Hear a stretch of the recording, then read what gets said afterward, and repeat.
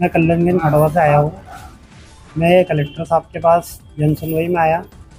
मेरी दुकान 20/6/2025 के दिन शुक्रवार के दिन बगैर परमिशन की बताते हुए निगम उपायुक्त सचिन सिटोले, एसडीएम श्री बजरंग बहादुर, नगर निगम इंजीनियर राधेश्याम उपाध्याय, सर्वेश मिश्रा, राजपूत बाजार प्रभारी और सभी ने मिलकर सुनियोजित तरीके से मेरी दुकान को बगैर अनुमति का बताते हुए ध्वस्त कर दिया।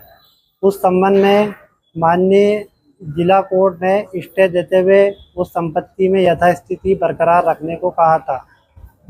27/5/2024 को एसडीएम कोर्ट ने सीआरपीसी धारा 145 के तहत हाजी अब्दुल गफूर, मेरे जो दादा है, उनको उस संपत्ति का वैधानिक कब्जेदार बताते हुए उसकी 145 खारिज करते हुए हमारा कब्जा बरकरार पिछले 35 वर्षों से कब्जा बरकरार बताया था। उस संपत्ति के हम वैधानिक कब्जेदार थे।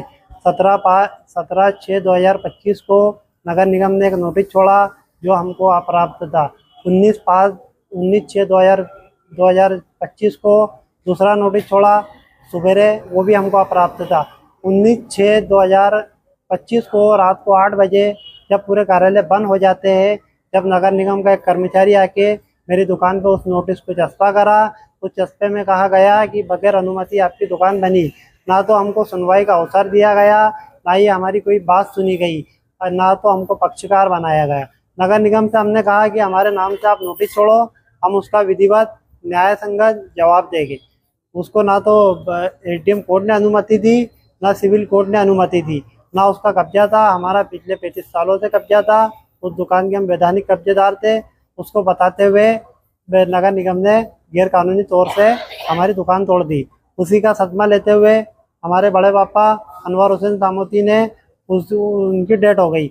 उस दुकान पर बैंक ऑफ इंडिया शाखा पड़ावा से 10 लाख रुपए का सीसी अकाउंट से स्टॉक के लिए लिया गया था। जो हमारी क्षतिपूर्ति हुई वो 1 करोड़, लगभग 1 करोड़ से ऊपर की क्षतिपूर्ति हुई। इसका हम कलेक्टर साहब के पास आए थे कि नगर निगम आयुक्त वगैरह जितने भी दोषी अधिकारी है उनके खिलाफ कार्रवाई की जाए।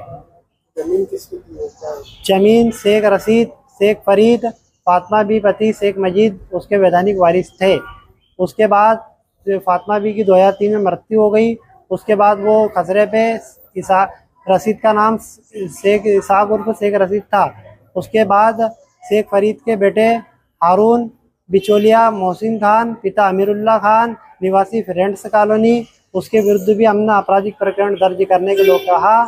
शेख अजीम पिता शेख मजीद, निवासी सादी बाबा दूध डेयरी, गोपाल राव सुरगांव नेपानी, कंट्रोल संचालक नागचुन द्वारा राजस्व रिकॉर्डों में हेराफेरी करते हुए उक्त रिकॉर्डों में मोहम्मद इसाक के नाम पे व्हाइटनर लगाकर उक्त संपत्ति को शेख फरीद के नाम पे दर्ज करवा लिया।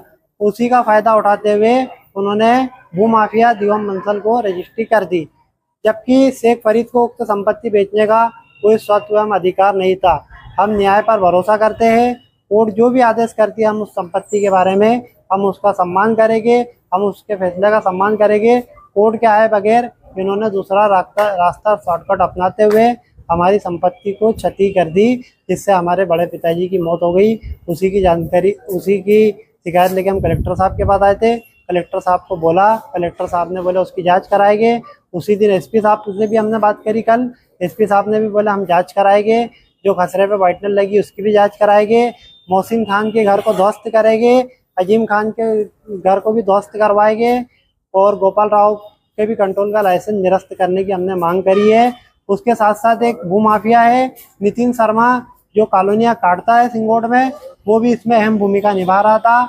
और उसी ने श्री अरविंद चौहान, जो कि उस टाइम पे एसडीएम थे, उसके साथ साथ नजुल अधिकारी भी थे।